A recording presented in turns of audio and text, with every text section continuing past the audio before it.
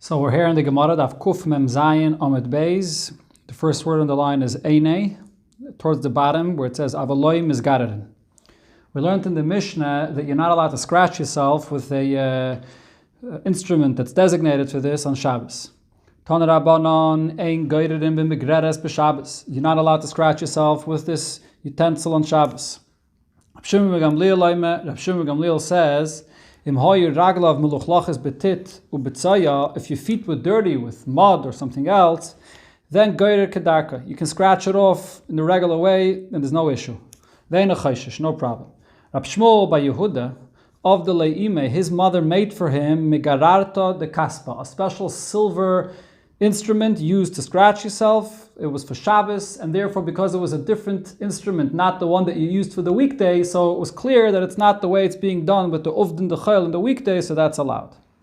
The next thing it said in the Mishnah is ein yarden lekurdima v'chulu. You should not go down to the river Kurdima. What's the issue? My timer. Says the Gemara mishum pika. The issue is that it's a place, as Rashi explains, it's full of mud and it's very slippery, and you could fall into the water there and get your clothing wet, and then there'll be an issue of schita, of squeezing out, wringing out your clothing from the water. There's other pshatim with this, but this is Rashi's pshat. You're not allowed to induce vomiting on Shabbos. This is only said if you're taking some kind of a pill to induce this vomiting. If you're doing it by hand, mutter, then it's allowed. It's only a gzeira in a case of like all refuahs that you might come to crush the herbs to make this sam. But otherwise, it's allowed. Tanya Rab Nechemya said about this thing that a person induces vomiting, af b'choil aser. Even during the weekday, it shouldn't be done because you're destroying the food. This apactivism, we once learned about this before. The purpose of what this was done for is, in a case where a person was full and he wanted to eat more, so they would induce vomiting to empty their stomachs to be able to eat more. So if it's being done for that purpose, then you shouldn't be doing this. You're just destroying the food to be able to eat more. The next thing it said in the Mishnah, and you're not allowed to wrap a baby in the blanket to smooth out the limbs of the baby to be in the right place. To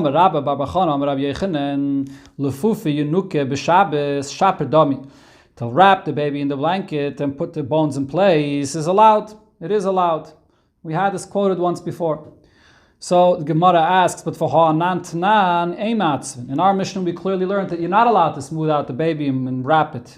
And for the Gemara, hasam b'chumri shedre de mechsi kebaina. In this Mishnah, it's talking about part of the spine that's mislocated, and over here, to put that back into place, it looks like you're building in the body of the baby, so that's the case that the Mishnah said is not allowed. But Rashi clarifies, even in our Mishnah where it says that it's not allowed in this case of the shedra, it's only at a later stage in the baby's life, not by the birth of the baby. By the birth of the baby, everything is allowed. We learned already before in Daf Kuf Chav Tes that at the birth of the baby, whatever has to be done for the baby is completely allowed. The next thing we learned in the Mishnah was Ve'ein machzirin es hashever, and you're not allowed to place back a broken bone in place.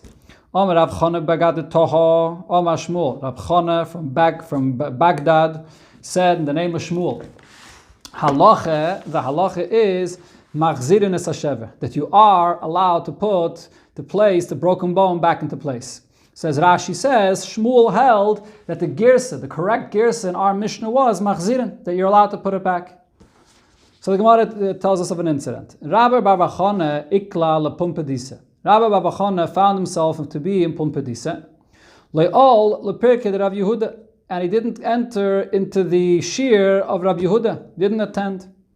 And apparently he knew he was here, Rav Yehuda knew he was there. So, Shadre la'ada daila, he sent Ada, his attendant, Amalei, and he said to his attendant, Zil garbe, go and confiscate his clothing. So like this, he'll have to come and pick it up. Ozal, his attendant, went, garbe, and he confiscated his clothing. Also, this Rab Chana had absolutely no choice. So Rabbi Bar Chana, that is, came to the shir, Ashkechei, and he found the Kaddish that Rav Yehuda is teaching, Ein machzirin es hashever, that you're not allowed to place back a broken bone in its place. Amalei, so Rabbi Baba Chana said to Rav Yehuda, Hachi Amar Rav Chana Bagadato. This is what Rav Chana from Baghdad said. Amar Shmuel, the name of Shmuel, Halacha. Again, halacha machzirin is hashever. The halacha is that you are allowed to place the bone back in place.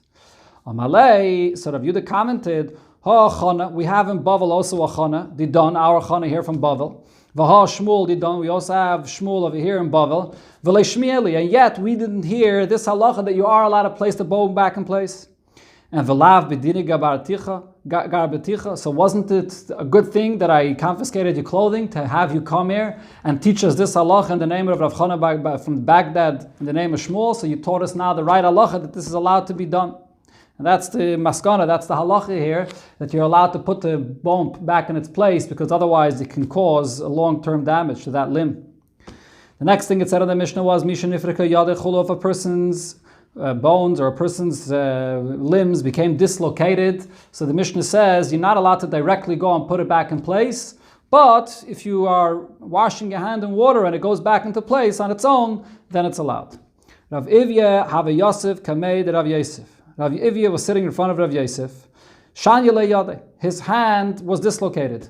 Amalei, so Rav Ivya says to Rav Yosef, Hochi Mai, if I'm going to put it back in place in this way, would that be allowed? He was showing him how he would put it back. Would that be allowed? So he said, no, Osir. It says in our Mishnah, it's not allowed. And he showed him in a different way. If I would do it in this way, would that be allowed? Amalei Osir. Again, he said to him, no, it's not allowed. Adahachi, in between, trying all these kinds of ways, showing him, his hand was healed, it went back into place. Amalei, so Rav Yosef said to Rav Ivya, Mighty Boilach, why do you have a question? Hatnan, we said in the Mishnah, Misha Nifrika Yoda Ragloi, if a person's hand or foot is dislocated, La Yitrfein B'tzayna, you should not massage it in cold water to put it back into place. Avol Reichitz Kedarkai, he could wash his hands in the usual way. And if he becomes healed, he'll become healed, but you're not allowed to do it. So it's a clear Mishnah. What was your question? Amalei, sort of, if you said, but didn't we learn the case before this in the Mishnah? That you're not allowed to place back the broken bone in place. And Rav Chana from Baghdad said in the name of Shmuel, that we actually paskin, and the right gears in the Mishnah is that you are allowed to put it back into place. So what he's saying to him is, I thought that if that's the din over there, maybe over here as well, the right gear says that you're allowed to put it back in place. Amalei, Rav Yosef said to him,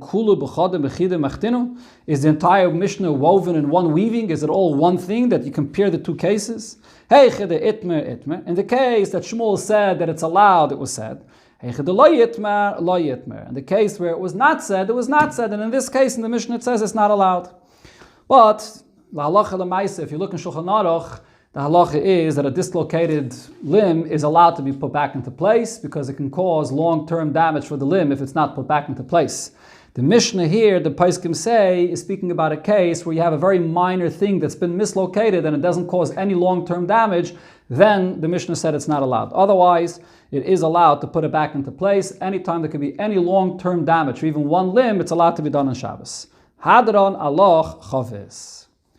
We begin a new Pedic, and in this Pedic, in this Mishnah, it begins to discuss halachas that pertain to not being allowed to do business on Shabbos, which is because there's a few reasons for this. There's the reason of Edaber Dover, which is discussed in Shulchan Aruch, Siman Shin Zayin, different things that we don't do to not get involved in weekday business dealings. And the other thing is that certain things that you do, as we'll see here in the Gemara, may lead you to write down what you're doing. Many times when you make a business dealing, you write down in a contract, and therefore they were geizer not to make any kinyanim, any business dealings on Shabbos. Zok the Mishnah, shoyel adam echaveiroi, a person can borrow from his friend on Shabbos, kade yayin v'kade shemen, jugs of wine or oil. But as long as the language that he uses when he borrows, he doesn't say halveni, that you should lend me this. Right? He can use the term hashileni. I'm going to borrow it from you, but not halveni. What's the difference between halveni and hashileni? So the Gemara will explain. We'll see. The same also applies to a woman that's borrowing from her friend. Kikreis, she's borrowing a loaf of bread on Shabbos or Yantiv. So the same applies that you only should say hashileni and not halveni. Another detail, if the person lending this food does not trust the borrower that he's going to pay back, maniach talisoi etzloi, so then the borrower gives a garment to the lender even on Shabbos. And then after Shabbos, you make the cheshbon of what he has to pay him, and this is the way you can give him mashkin on Shabbos to ensure that he's going to pay him back. Sagt the Mishnah weiter, similar to Adin, Erev Pesach b'Yerushalayim, Shechali is b'Shabbos. It's an Erev Pesach, and it's in Yerushalayim, and it fell out on a Shabbos, which of course, an Erev Pesach that fell out on Shabbos, so we bring the Korban Pesach on Shabbos. So here you have an individual that forgot to buy the animal for the Korban Pesach. Maniach talisei etzloi.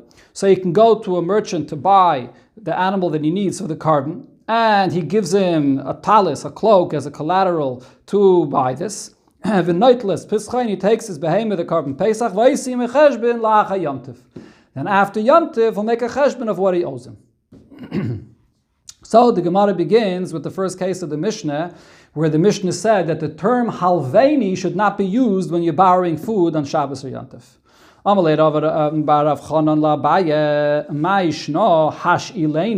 the difference if you use the term hash ileni? And what's the difference if you use the term halveini, which is not allowed? So he answered him, hashileni, when you use the term hashileni, le'asil michtav. That's a kind of term which will not lead you to write this down. Halveini, but if you use the term halveini, then asil michtav. That's something that you may come to write it down.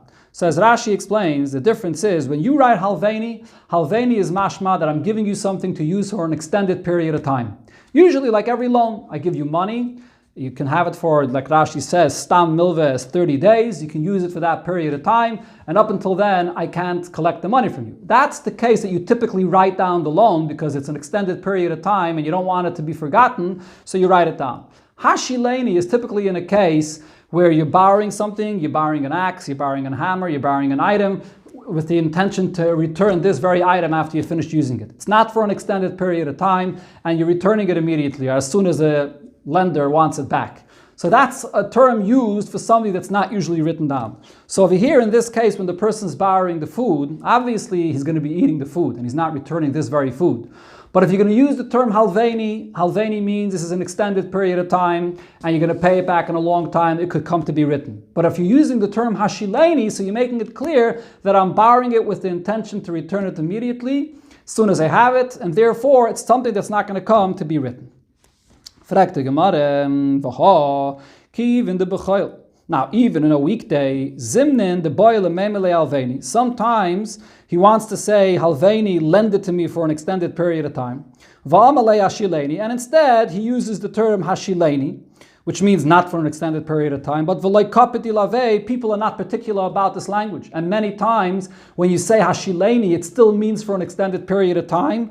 And va'asil michtav, and you write this down. So b'Shabbos nami, if so, why wouldn't we say that on Shabbos as well? This distinction between halveini and hashileni should not be enough. Nami yasil michtav, you're going to come to write it down. That is the Gemara on Malay. So he explained to him, no. B'Shabbos kiven da hashileni hu d'shara le'Rabbanan. Since on Shabbos they were particular and they said that hashileni is the term that's allowed to be used. And halveini loy shorele, and the term halveini that is not allowed to use. So minkir milsa, that makes it recognizable enough that this term yes and this term no, v'leyasil michtav, and he'll use the term hashileni and he won't come to write it down on Shabbos. Now, since the Gemara brought a question that Rava Bar Chanan asked Abaye, the Gemara now brings another question that Rava Bar Chanan asked Abaye on an unrelated subject. Amalei Rava Bar Chanan la Abaye, so he asked him, Mechti, let's see. Omru Rabbanan. The Rabbanan said, Kol mili de yomtiv, when it comes to matters of yomtiv, kamo de efshel l'shnuya mishaninon. There's a Mishnah Masechta Beitzah b'negei to carrying on yomtiv, that when you're carrying something, so whatever shinu you could make to not carry it in the normal way, the way you usually carry it, you should make such a kind of a shinu, such a change in the way you're carrying it. So based on this, he asked him the question, Hani noshi de malyan chatzvayu, the women that fill up their barrels of water on yomtiv. My time mishanin. Why is it that they don't make any shinui in the way they carry these barrels? So he answered him, the reason is mishum delay afsher, that it's not possible. What kind of a change should the women make? And the Gemara here will spell out all the different options that will not work. Heichi la'avdi. What should they do? The malyin b'chatzve rabbe, if they usually fill up in a larger barrel or jug, limlu b'chatzve zute, to now fill it up in a smaller pitcher, what's the point of doing that? Hokemavshe behiluche, now they're going to have to walk extra and come back and forth and carry more. So they're going to end up carrying more on Yom Tov. The malyin b'chatzve zute, if they're filling up usually in smaller pitchers, limlu b'chatzve rabbe, so now they should change and they should fill up in larger barrels. Still, there's no point in doing this. Kamafshe b'masi, they're ending up working harder in Yom Tov, carrying a heavier load. Another option, what kind of shini they should make? Nifrois sudra, should they spread a handkerchief on top of the barrel to remind them to make some kind of a heker, some kind of a change that it's Yom Tov? It could get wet and they can come to wring it out. It's not an option either. Nichse benichtema, should they cover it with a lid, which is not usually done? But zimnin de mifsik, sometimes this lid, which is tied, could get untied. They may come to tie a knot in Yom Tov. So hilkach lo yafshe. So therefore there's no option of any shini that could be made, and therefore it's allowed. Another thing the Gemara says, another question Rav Bar Chanan asked Abaye.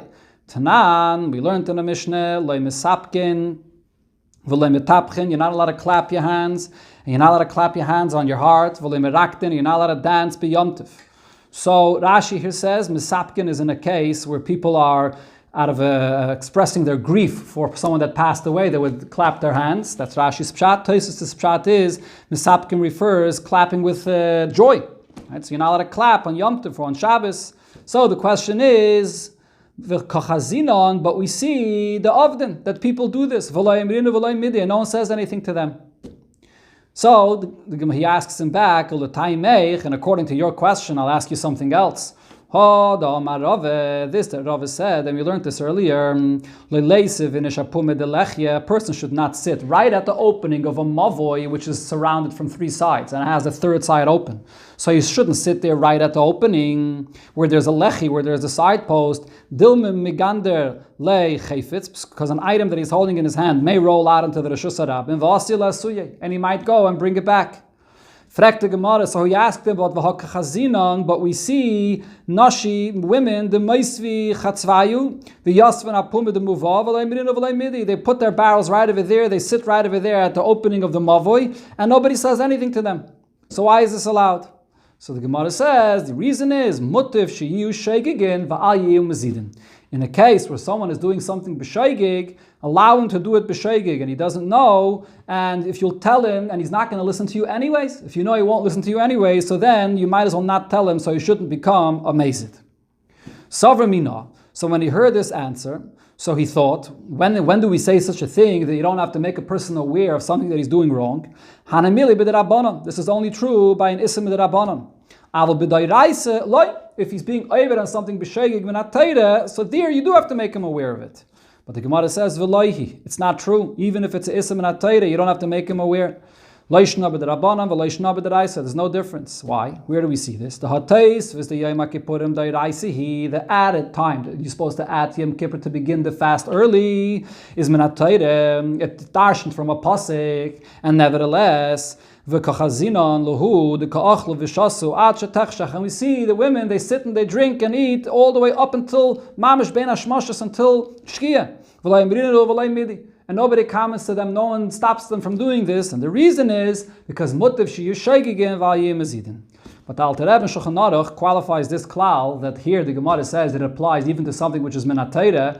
So in Siman Tov Reish Ches Siv Dalet in Hilchos Yom Kippurim, the Alter Rebbe says this is only b'negei to isim d'Rabbanan or b'negei to isim minat Torah that's not explicit in the Torah. If it's learned from Madrasha or it's a halacha l'Moshe Misinai, there we apply this concept of mutiv sheyu sheigigin. But if it's something that it's an explicit isra, lav or esed minat Torah, there that's something that you have to make the person aware of it.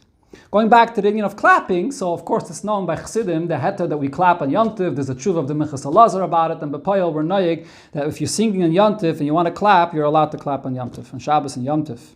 Okay, it's a discussion for a different time in Mitzvah Shem when we learn that Mishnah. Zog the Gemara weiter v'chein isha mechaverta kikroi. A woman that's borrowing bread from her friends. So what did the Mishnah say? She should use the term hashileni and not use the term halveni, which is the usual loan, like when you borrow money for an extended period of time. Sagt the Gemara, b'Shabbos uda aser. Does that mean using the term halveni, lend me bread, only in Shabbos it's an issue because you might come to write? Aval b'choyel shaper dami, but on a weekday it's okay. Leime mas nisin the loike Hillel. Shall we say that what it says here in our Mishnah does not follow the opinion of Hillel that when you are borrowing bread and you're using the term halveni as a halva of bread, there can be a concern of ribis. Now, we learned in the Mishnah, Hillel said, you should not lend, using the term talvel, a loan of bread to your friend, until you will evaluate it, what the value of the money is right now, and the loan should be the value of the money. The loan should not be this bread to pay back this very same bread. Why? Because Shema Yukru Chitin, maybe the price of the grain, of the wheat will go up, and if you pay back the same loaf of bread, it's ribis, you're paying back something that's more valuable now. So, you can't use the term halveni regarding this loaf of bread even during the week. You have to use the term hashileni, which is not a regular loan. You're just borrowing something to give back. It's not a halva, and there's no ribis there. So how does the Mishnah say that this is an issue only on Shabbos? And for the Gemara, Hillel, no, we could say that our Mishnah follows what Hillel said.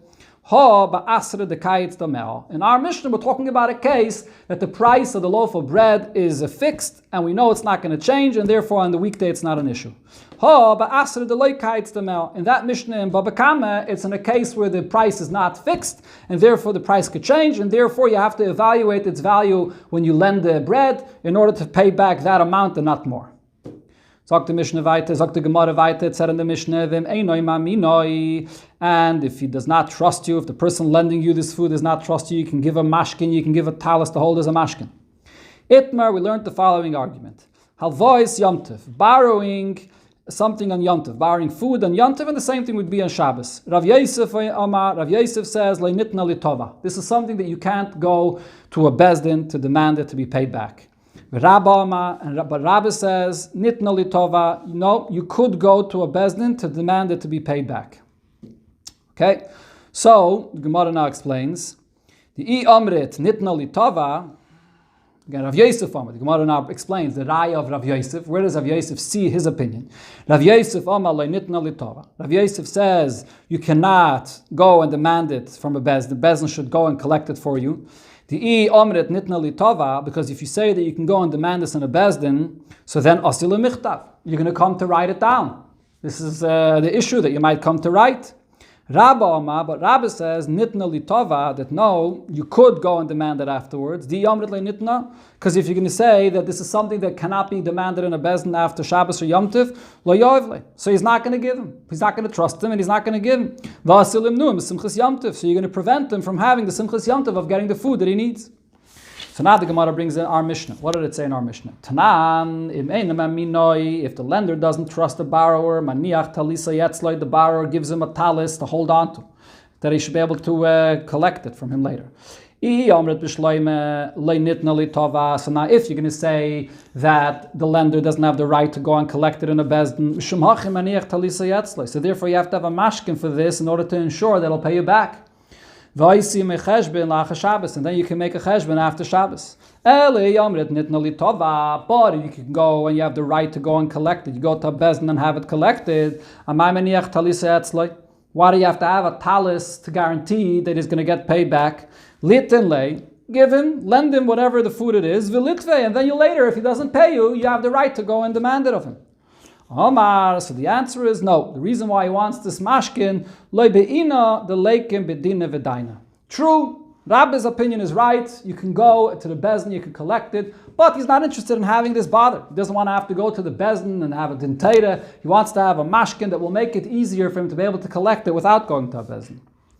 Sagt der Gemara weiter, Mosav Ravidi Barovin. Ravidi Barovin asked the question, so here you have a case of a person that's shechting a cow on the first day of Rosh Hashanah. So now, in the time of the Beis HaMikdash, how would they establish the new month? In this case, Rosh Hashanah, through Eidim that came. Because they were not certain which day is going to be the first day of Rosh Hashanah, so they kept 2 days of Rosh Hashanah. Now, it depends when the Eidim end up coming. If the Eidim come on the first day of Rosh Hashanah, so then you only have 29 days of Elul, and then this first day of Rosh Hashanah is Aleph Tishrei. If the Eidim end up coming the next day, so then Aleph Tishrei ends up being Lamed Elul, and then Aleph Tishrei is the next day. So what happened over here? Hasheichet is apara, the person shechted a cow on the first day of Rosh Hashanah. V'chilka b'Rosh Hashanah. And he divided it amongst buyers on the first day of Rosh Hashanah. So what's the din here? So now, another detail of what this Mishnah is talking about, we're talking about the end of Shemitah. What's the halacha with Shemitah? By the end of Shemitah, any loans become absolved. So if it turns out that the Eid came on the Eidim came on the next day, so the first day of Yom Tiv was still part of Elul because it turns out to be Chavtes Elul. So then you lent the money to these people that took this meat on credit during the last day of Shemitah on Chavtes Elul. So Mishamit, that loan now will become absolved because it happened during Shemitah. Vim lav. However, if it turns out that the first day of Rosh Hashanah was the first day of the following year, it was already Aleph Tishrei. So it's not anymore part of Shemitah. So then Eina Mishamit. So then the loan will not get absolved from the Shemitah. It's already the next year. So now the question of the Gemara is, V'i loy nitna li tova, if you're going to say like Rav Yosef, that a loan made on Rosh Hashanah on Yom Tiv cannot be demanded, because it was done on Yom Tov, you don't want it to come right, so you can't even go ahead and collect it. My mishamit. What does it say over here that you're going to absolve the loan? What do you mean absolve the loan? This is a loan that you can't go and collect. So at this point, the Gemara thinks the idea of absolving the loan is that you don't have the right to go collect. But over here, you don't have the right to go collect anyways. So what's the point of saying that it's mishamit? Answers the Gemara, no. Shani Hassam, in that case, it's different. The Gloi Milsa the Chaylu. If the Eidim ended up coming on the second day of Rosh Hashanah, so what does it turn out to be? That the first day of Rosh Hashanah was actually Chavtes Elul, which was a weekday. So therefore the loan really took place on a weekday, or the credit that he gave them for the meat that they bought for him took place on a weekday on the last day of Shemitah. So therefore there's no gzeira that he shouldn't be collecting this loan. Now the Gemara says, but Tosha Mami Seifa, but we can still bring a raya to our question, to this discussion here from the Seifa of that Mishnah. What does it say, or the Braisa? It says there, Vimlav, but if the Eidim came on the first day, so then Eina Mishamet. So then it does not absolve the loan because the loan took place in the new year, and the next year, it's already Aleph Tishrei. So again, the question is, if you're going to say a loan made on Yom Tov, you could go ahead, you have the right to collect it. Therefore, the Mishnah is teaching me here the din, that in this case, because it's the new year, so the loan is not absolved. But if you're going to say that this is a loan that anyways can't be collected, what's the point? What's the pshat of the Mishnah saying that this loan is not absolved? This is a loan you can't collect either way. So the Gemara explains, no, the pshat over here is my enim mishamet. The Bach has these words, my enim mishamet. You know what the Mishnah is teaching me in this case when it says that the loan is not absolved? The yoev le shakel. That if the loive, the borrower, insists in paying back, you're allowed to take it. True, you're not allowed to go ahead and collect it. This is a loan that was done on Yom Tov. And therefore, according to Rav Yosef, you don't collect it. But if he comes to pay it back, you can take it from him because it's not a loan that was absolved. Zog the Gemara, Niklal, the Reisha Iyav le shakel. Does that mean that in the Reisha, the pshat, when we said that the loan is absolved, does that mean that even if the loiva insists to pay, so that you don't take it? Why not? Why shouldn't you take it? If the loiva insists to pay, even if the loan is absolved because it happened on the last day of Shemitah, but why shouldn't you take it? Says the Gemara, no, the difference is as follows. Reisha, in the Reisha, where the loan was absolved by Shemitah, tzarech lemeimele mishametani. When the loiva offers to pay you, you have to clearly tell him, I'm absolving the loan, and you don't have to pay me. You have to tell that to him. Seifa, however, in the Seifa, loy tzarech lemeimele mishametani. You don't have to tell that to him. The loan was not absolved. You don't have the right to collect it, but you also are not going to have to tell him that you're absolving the loan because it already happened in the first day of the next year. That's the difference between the Reisha of the Seifa. And the Gemara brings the source for this. Keditnan, as we learned the halacha b'negeya to a person, a loiva that insists on returning the loan of Shemitah, that was absolved by Shemitah. If you return a loan and shmita, yoim aloi, so the malva should say, mishametani, I absolved the loan. Vim amaloi, and if the leiva says, afal pikein, yet I want to pay you anyways, yikabel mimenu. You accept it from him. Shenemar v'zeh dvar hashmita. We learn out from v'zeh dvar hashmita that you have to say mishametani. Rav Ivye shakel mashkaina. Rav Ivye would take a mashkin on Shabbos and Yontif for food that was borrowed from him. Rabbi Barula didn't want to take a mashkin on Shabbos and Yontif. Mayre mirumi. He would do a harama. He would give out the loan the day before. Then the next day he would take a mashkin for it to make sure that he would get paid. The next thing we learned in the Mishnah was regarding a person buying a behema on Erev Pesach. That you can do the same thing. You can buy the behema Erev Pesach on Shabbos. And then you put a mashkin and you come later after Yom Tov and you pay it up. Amar Rabbi Yochanan. Now Rabbi Yochanan said as follows: Makdish Adam Pischai b'Shabbos. You're allowed to be makdish a korban Pesach on Shabbos. V'chagigasai b'Yom Tov. And a korban chagiga, you're also allowed to be makrivit on Yom Tov. Even though usually you're not allowed to be makdish kachim on Shabbos or Yom Tov, but the korban Pesach and chagiga you can be makdish on Shabbos and Yom Tov. Shall we say that what it said in our Mishnah is a clear raya to Rabbi Yochanan? What did it say in our Mishnah? V'chein erev Pesach b'Yerushalayim shechali is b'Shabbos. So maniach talisa yetzla. You put a mashkin by the seller. V'noitles pischa, and you buy a korban Pesach. You buy an animal for a korban Pesach. V'yisi mecheshben lacha yontiv, and then you'll make a cheshben with him after yontiv. So it's pretty obvious from our Mishnah that you're allowed to be makdish to behemoth. If you can't be makdish to behemoth, so then what use is it that you're buying it? You won't be able to be makdish it for a carbon. Elamai, we see from our Mishnah, you can buy it and you can be makdish it for a carbon. And for the Gemara, no, it's not a raya. In our Mishnah, you know what it's speaking about? That he wants to be memana others with him. They were already makdish it. But he wants to be memana acherim imoy al pischa demei korem mikdash v'koi. He was already makdish it, but there was someone that didn't have an animal. Now he wants to include someone else in the group, and that's the chiddush over here. That on Yom Tov you can include, on Shabbos that is, when it falls out on Shabbos, on Erev Pesach, you can include someone else in the group. He gives a mashkin and he pays you for it later. Frag the Gemara, are you allowed to include somebody new in the group on Shabbos? But we learned in the Mishnah, you're not allowed to include someone in the group for the korban Pesach on Yom Tov. And for the answers the Gemara, no, here what we're speaking about is Shani Hacha Kivin the Rogel Etzle. We're speaking about an individual that's accustomed to be included in this group. Command the Imni Be Meikar Dami. It's as if he's been included part of this group already, and therefore in this case it is allowed. The bottom line is there's no raya from here to what Rabbi Yochanan said that you could be makdish a korban Pesach on Shabbos. Frek the Gemara, but v'hatani Rabbi Hoshea learned clearly, and he does say this clearly. A person can go to a shepherd, that he's accustomed by him. And the raya gives him a korban Pesach, he gives him an animal, and you can be makdish it, and you can be yaitz with this. So it clearly says he being makdish it. Answers the Gemara, no, Hasam Nami, you know what that is speaking about over there? Kivin the Ragaletzloi, as it clearly says, this is someone that he's accustomed to buying from him, Akdushile Meikare. He was already makdish it in advance. So it's already akdish. You're not the one that's being makdish it. Frek the Gemara, but v'ha makdish ketani. It does say clearly in that brayse that you're being makdish it. So we see, like Rabbi Yochanan, that you could be makdish it. Answers the Gemara, no, it doesn't mean that you're being makdish it from the beginning. It was already hektish from before.